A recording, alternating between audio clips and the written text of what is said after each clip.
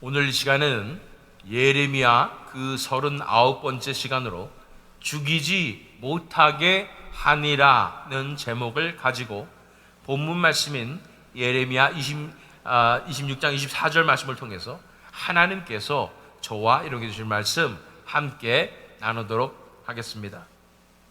우리가 살아가는 세상은 언제나 우리에게 평안함과 안정을 약속합니다. 눈에 보이는 것만 의지하면 두려울 것이 없다고 말하는 것입니다. 그러나 그 길을 따라가다 보면 우리의 마음은 곧 공허해지고 영혼은 메말라가는 것을 경험하게 됩니다. 반대로 하나님의 말씀을 따라 살고자 하면 길은 거칠어지고 마음은 시험을 받습니다. 말씀은 언제나 우리를 안락한 자리에서 불러내셔서 낮고 좁은 길로 이끄시는 것입니다. 신앙의 길은 늘 이 두 가지 사이에서 갈등하게 만듭니다.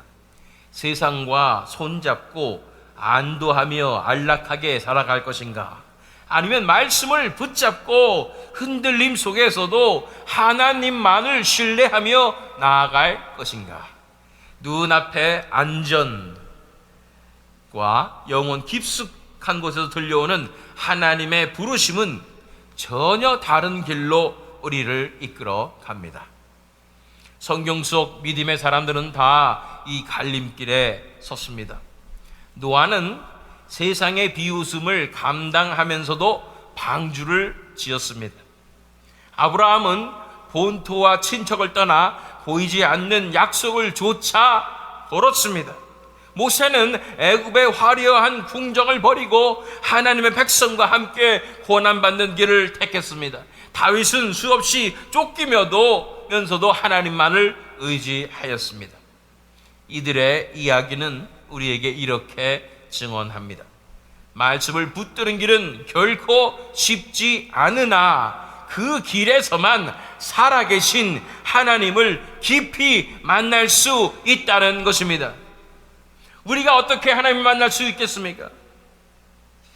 열심히 기도하고 경건한 생활하면 하나님 만날 수 있지만, 정작 우리가 하나님을 만날 수 있는 길은 그 고난의 길인 것입니다.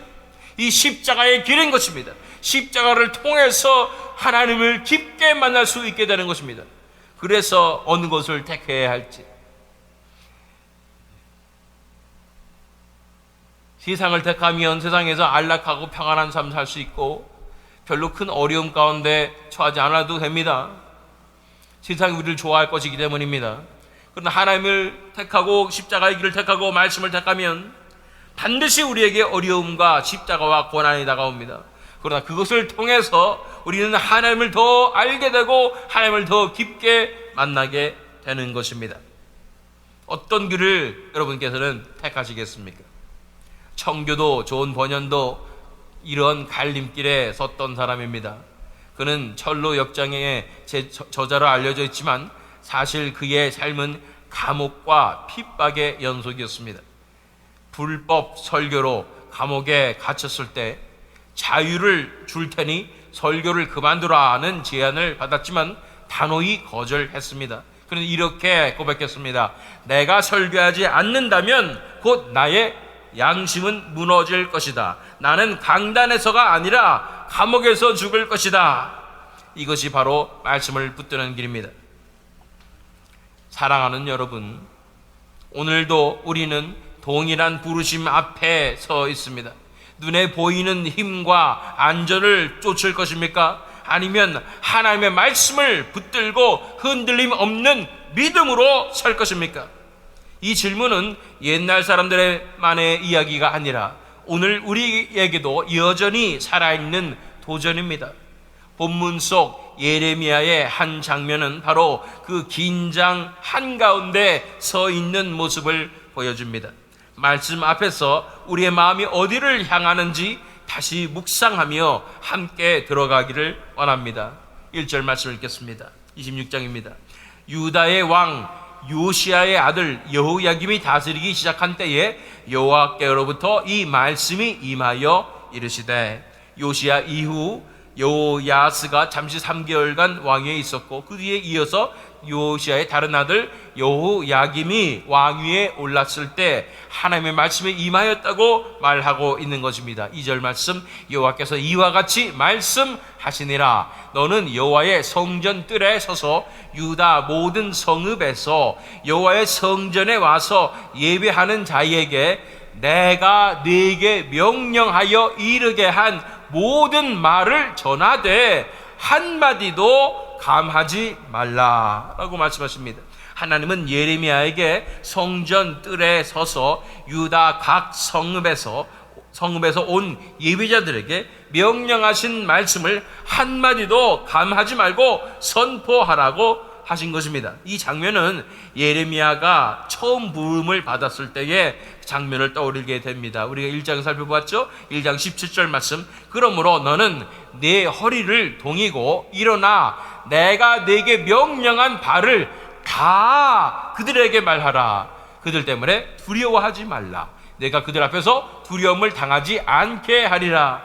다 감하지 말고 얘기하는, 만약 이 예레미야가 감하게 된다면 뭐 때문에 그렇습니까? 그들이 무섭기 때문에 그렇지요. 왜냐면 이 말씀을 선포했을 때 그들이 당연히 예레미야를 힘들게 할 것이기 때문인 것입니다. 그러지만 그들을 두려워하지 말고 단 한마디도 감하지 말라는 그 말씀대로 다시 한번 예레미야에게 말씀을 주시는 것입니다. 이 한마디도 감하지 말라라는 말씀과 이 1장 17절 말씀에 그들을 두려워하지 말라는 명령은 앞으로 예레미야가 직면할 상황을 미리 보여주는 복선과도 같습니다. 3절로 넘어갑니다. 그들이 듣고 혹시 각각 그 악한 길에서 돌아오리라. 그리하면 내가 그들의 악행으로 말미암아 그들에게 재앙을 내리려 하던 뜻을 돌이키리라. 하나님의 본래 의도는 심판이 아니라 회개였습니다. 백성이 돌이킨다면 하나님께서도 재앙을 거두시겠다고 약속하신 것입니다. 계속해서 4절 6절 말씀 읽어보면 너는 그들에게 이와 같이 이르라. 여호와의 말씀에 너희가 나를 순종하지 아니하며 내가 너희 앞에 둔 내 율법을 행하지 아니하며 내가 너희에게 나의 종 선지자들을 꾸준히 보내 그들의 말을 순종하라고 하였으나 너희는 순종하지 아니하였느니라. 내가 이 성전을 죄송합니다. 너희가 실로같이 되게 하고 이 성을 세계 모든 민족의 저주거리가 되게 하리라 하셨느니라. 이 성전을 실로같이 되게 하겠다고 말씀하셨던 것입니다. 리차드 십스는 이렇게 말했습니다. 하나님의 말씀을 버리는 순간 가장 영광스럽던 교회도 무덤이 된다. 유다 백성들은 성전을 자랑했지만 하나님을 버린 성전은 이미 빈 껍데기일 뿐이었습니다. 계속해서 8절 9절 말씀 읽어보면 예레미야가 여호와께서 명령하신 말씀을 모든 백성에게 전하기를 마침에 제사장들과 선지자들과 모든 백성이 그를 붙잡고 이르되 네가 반드시 죽어야 하리라. 어찌하여 네가 여호와의 이름을 의지하고 예언하여 이르기를 이 성전이 실로같이 되겠고 이 성이 황폐하여 주민이 없으리라 하느냐 하며 그 모든 백성이 여호와의 성전에서 예레미야를 향하여 모여드니라. 예레미야가 말씀을 다 전하자 그들은 달려들어 외쳤습니다. 네가 반드시 죽어야 하리라. 순종하여 말씀을 전했는데 그 결과는 죽음의 위기였습니다. 예레미야는 혹시 예레미야가 만약 적었다면 혹시 순종하면 하나님께서 기적을 베풀어 주시지 않을까 기대했을지도 모릅니다. 그러나 실제로는 오히려 최악의 상황이 상상할 수 있는 최악의 경우가 발생하는 것입니다. 왜 그의 메시지가 치명적이었습니까? 9절에 이 성전이 실로같이 되겠고 이 성이 황폐하여 주민이 없으리라는 말씀 때문에 그렇습니다. 실로가 무엇입니까? 실로는 언약궤가 있던 곳이었으나 엘리 제사장 시대에 언약궤가 빼앗기고 황폐해져서 하나님의 임재가 떠난 장소가 되었습니다. 유다 백성에게 성전은 하나님이 함께 하신다라는 보증이었는데 그것이 무너질 것이라니 마치 신성모독처럼 들렸습니다. 그러나 사실 그들 마음속에는 이미 두려움이 있었던 것입니다. 우상 숭배와 이것에 대한 경고 속에서 하나님이 떠나실 수 있다는 불안이 자리했는데 예레미야가 바로 그 급소를 찌른 것만 같은 것입니다. 그들은 고관들 앞에서도 외쳤습니다. 죽는 것이 합당하다. 예루살렘의 자랑과 신념이 송두리째 흔들렸기 때문인 것입니다. 이것에 대해서 12절 13절 말씀에 예레미야가 모든 고관과 백성에게 말하여 이르되 여호와께서 나를 보내사 너희가 들은 바 모든 말로 이 성전과 이 성을 향하여 예언하게 하셨느니라. 그런즉 너희는 너희 길과 행위를 고치고 너희 하나님 여호와의 목소리를 청종하라. 그리하면 여호와께서 너희에게 선언하신 재앙에 대하여 뜻을 돌이키시리라. 모든 백성들이 지도자들과 함께 예레미야를 네가 죽어야 하리라 라고 말하는 그러한 이 선동의 상황 가운데 예레미야는 변명하지 않았습니다. 자신의 입장을 내세우지 않은 것입니다. 그러나 담대히 외쳤습니다. 이 말씀은 내 말이 아니라 하나님께서 보내셔서 하신 말씀이다. 그러므로 길과 행위를 고치고 하나님의 목소리를 들으라. 그것이 살 길이다. 14절 15절 말씀 계속 읽어보면 보라 나는 너희 손에 있으니 너희 의견에 좋은 대로 옳은 대로 하려니와 너희는 분명히 알아라. 너희가 나를 죽이면 반드시 무죄한 피를 너희 몸과 이 성과 이 성 주민에게 돌리는 것이니라. 이는 여호와께서 진실로 나를 보내사 이 모든 말을 너희 귀에 말하게 하셨습니다. 그는 이미 죽음을 각오했습니다. 죽이려거든 죽여라. 그러나 그것은 나를 죽이는 것이 아니라 하나님의 말씀을 거역하는 것이다 라고 선포하는 것입니다. 제레마이아 버로우즈는 말했습니다. 참된 설교자는 자기의 안전을 구하지 않고 하나님의 뜻을 증거하기 위하여 자신을 내어준다. 바로 예레미야가 그 길을 걷게 되는 것을 볼 수가 있습니다. 죽음의 위협 가운데서도 자신을 변호하거나 타협하지 않고 오직 믿음으로 하나님의 말씀만을 선포하며 하나님의 편에 굳게 섰을 때에 하나님께서 지켜주시는 역사가 나타나는 것입니다. 16절 말씀 그 뒤에 말씀을 읽어보면 고관들과 모든 백성이 제사장들과 선지자들에게 이르되 이 사람이 우리 하나님 여호와의 이름으로 우리에게 말하였으니 죽일 만한 이유가 없느니라. 악한 세력에 선동되어서 하나님의 사람을 죽이려 했던 무리들이 정신을 차리기 시작했습니다. 그가 우리 하나님 여호와의 이름으로 말하였으니 죽일 이유가 없다고 말한 것입니다. 우리가 영적으로 조심해야 할 것이 있습니다. 바로 악한 영들의 정죄입니다. 우리가 잘못하지 않았는데도 죄성을 들춰내고 약점을 물고 늘어져 마치 우리가 죄를 지은 것처럼 인정하게 만듭니다. 그리고 그 인정한 자체를 붙들고 달려들어 정죄하며 무너뜨리려 하는 것입니다. 만약 예레미야가 조금이라도 자신을 변호하려 하였거나 두려움에 눈치를 본다는 상황이거나 아니면 마음이 약해져서 내가 잘못하였어 라고 말했다면 그들은 여지없이 그를 정죄했을 것입니다. 그리고 그는 정말 죽었을지도 모르겠습니다. 그러나 예레미야는 정죄에 동조하지 않았습니다. 담대히 하나님의 뜻임을 드러내고 말씀을 그대로 선포하였습니다. 그 순간 진리의 빛이 비춰지자 사람들은 정신을 차리고 깨어나기 시작한 것입니다. 우리가 해야 할 것은 이 악한 영의 괴계를 눈치채고 하나님의 말씀의 진리를 선포하는 것입니다. 이것이 나에게 어떤 의미를 가져다 주든 간에 담대하게 하나님의 말씀을 있는 그대로 선포할 때 그 하나님의 순수한 성령의 역사에서만 이 상황을 변화시키고 우리 현실을 해결할 수 있는 놀라운 능력이 나타나는 것입니다. 우리의 인간적인 계산과 우리의 방법으로는 이 문제를 해결할 수가 없는 것입니다. 해결할 수 있었으면 예레미야가 이렇게까지 할 필요가 없었지요. 이미 백성들이 돌아왔겠고 회개했지 않았겠습니까? 그러나 이제는 그것을 넘어선 것입니다. 하나님의 은혜가 아니면 안 되는 상황에 온 것입니다.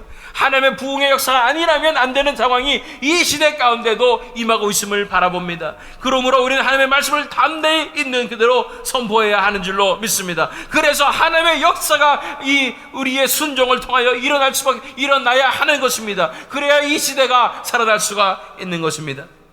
17절로 18절 말씀, 그러자 그 지방의 장로 중 몇 사람이 일어나 백성의 온 회중에게 말하여 이르기를, 유다의 왕 히스기야 시대에 모레셋 사람 미가가 유다의 모든 백성에게 예언하여 이르되, 만군의 여호와께서 이와 같이 말씀하셨느니라. 시온은 밭같이 경작지가 될 것이며 예루살렘은 돌무더기가 되며 이 성전에 사는 산당의 숲과 같이 되리라 하였으나, 히스기야 시대에는 미가라는 선지자가 하나님의 말씀을 거역하면 시온은 밭같이 경작지가 될 것이며 예루살렘은 돌무더기가 될 것이라고 예언을 하게 되었었죠.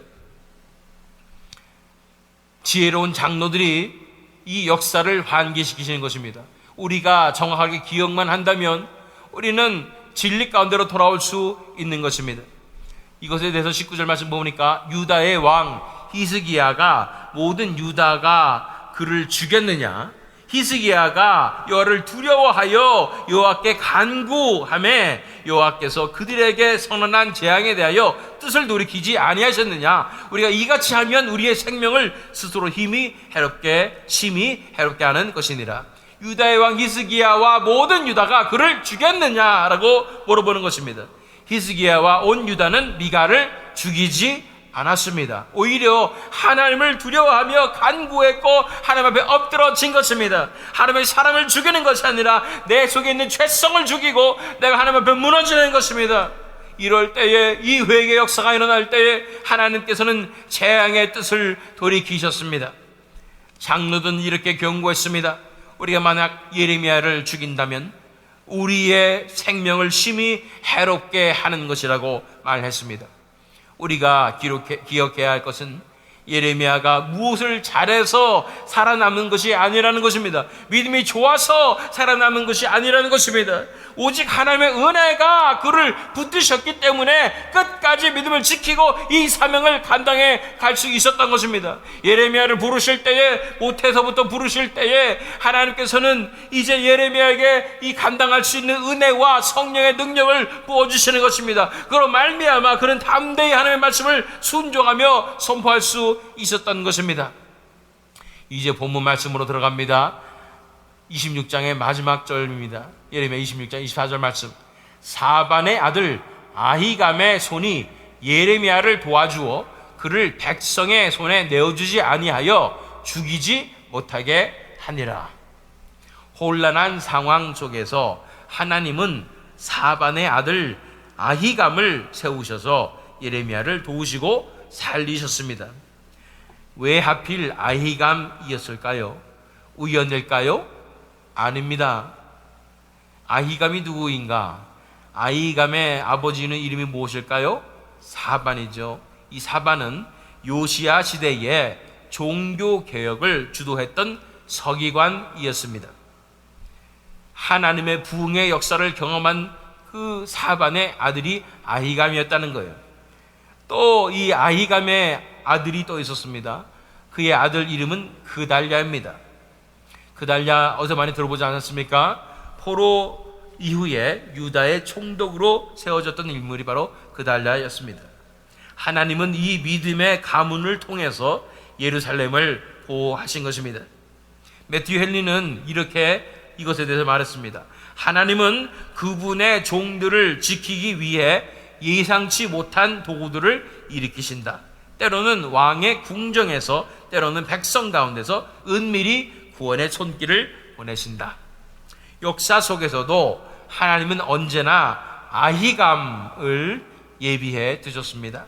청교도 시절 많은 설교자들이 박해를 받을 때에도 하나님은 숨겨진 후원자들을 통해 그들을 보호하셨습니다. 예를 들어 올리버 크로멜 시절 복음을 전하던 설교자들이 숙청당할 위기에 처했을 때에 어떤 귀족 가문들은 자신들의 집을 열어서 설교자들을 숨기고 보호했습니다. 이것이 바로 하나님의 손길이었습니다. 그리고 이것은 우연이 아니라 이미 하나님께서 약속하신 말씀의 성취였던 것입니다. 예레미야 1장 18절 19절 말씀, 보라, 내가 오늘 너를 그 온 땅과 유다 왕들과 그 지도자들과 그 제사장들과 그 땅 백성 앞에 견고한 성읍, 쇠기둥, 노성벽이 되게 하였은즉 그들이 너를 치나 너를 이기지 못하리니 이는 내가 너와 함께하여 너를 구원할 것임이니라. 여호와의 말이니라. 하나님께서 이미 그렇게 약속하셨던 것입니다. 이 일이 이루어질 것이라고 약속하시고 신실하신 하나님께서 그 약속을 지켜주시는 것입니다. 하나님이 이미 예레미야를 세우실 때에 약속하셨습니다. 그들이 너를 치나 너를 이기지 못하리라. 반드시 고난과 환난, 핍박이 따르지만 결국 하나님이 지켜주시고 구원하시리라는 것입니다. 사랑하는 성도 여러분, 하나님은 그의 종을 끝까지 지키신다는 것을 보여주시는 것입니다. 예레미야를 살리신 분은 하나님이셨습니다. 하나님은 이 아히감을 준비해 주셨고 그의 손을 통해 예레미야가 죽음을 당하지 않게 하셨습니다. 이것은 우연이 아니라 섭리였습니다. 그들이 너를 치나 너를 이기지 못하리니 이는 내가 너와 함께하여 너를 구원할 것임이니라. 여호와의 말이니라. 이 약속은 정확하게 이루어졌습니다. 사랑하는 여러분, 이것이 복음의 능력입니다. 예수 그리스도께서 십자가에서 죽음을 당하셨지만 하나님은 그를 다시 살리셔서 부활의 영광 가운데 높이셨습니다. 그 부활의 주님은 오늘 우리와 함께 하시며 끝까지 우리를 붙드시는 것입니다. 그러므로 우리가 담대히 하나님의 말씀을 붙들고 순종하며 살아갈 때에 세상은 우리를 흔들 수 없습니다. 이 시대에 예레미야와 같이 하나님께서 주시는 말씀을 감하지 않고 순종하는 마음으로 있는 그대로 선포하는 하나님의 사람들이 필요한 줄 믿습니다. 예레미야가 살고 있었던 그 시대와 우리가 살고 있는 마지막 시대가 너무도 흡사함을 우리는 지금껏 계속 살펴보았습니다. 말씀을 선포하면 미움을 당하고 핍박을 당하고 심지어는 죽임을 당할 것임을 알면서도 믿음으로 순종하는 사람들이 이 시대에 반드시 필요한 줄 믿습니다. 감하지 않고 순종하는 마음으로 이 길의 끝에서 하나님께서 반드시 승리를 주실 것이라는 믿음으로 그 말씀의 빛을 담대히 끝까지 선포해야 하는 줄 믿습니다. 이 말씀의 진리의 빛으로 말미암아 이 어둠인 시대를 깨워야 하는 줄로 믿습니다. 그럴 때 깨어나는 사람들이 생길 것입니다. 그들의 말씀의 빛 때문에 일어나는 역사가 일어나게 될 줄로 믿습니다. 토마스 왓슨은 이렇게 말했습니다. 성도의 생명은 하나님의 손바닥 안에 있다. 그 누구도 하나님이 허락하지 않고서는 그 생명을 해할 수 없다. 믿으십니까? 우리가 하나님께 쓰임받는 하나님의 종들이 되었을 때 이 생명은 하나님의 손바닥 안에 있습니다. 그 누구도 함부로 빼앗아갈 수 없는 것입니다. 하나님께서 이제 되었다 순교하거나 그럴 때 됐으면 영광의 순교를 하거나 하면 그때 데려가시는 거고, 아니면 내가 보호하리라 하면 보호해 주시는 거고, 어찌 되었든 하나님의 손바닥 안에 있는 것입니다. 하나님께서 결정하시는 것입니다. 얼마나 좋습니까?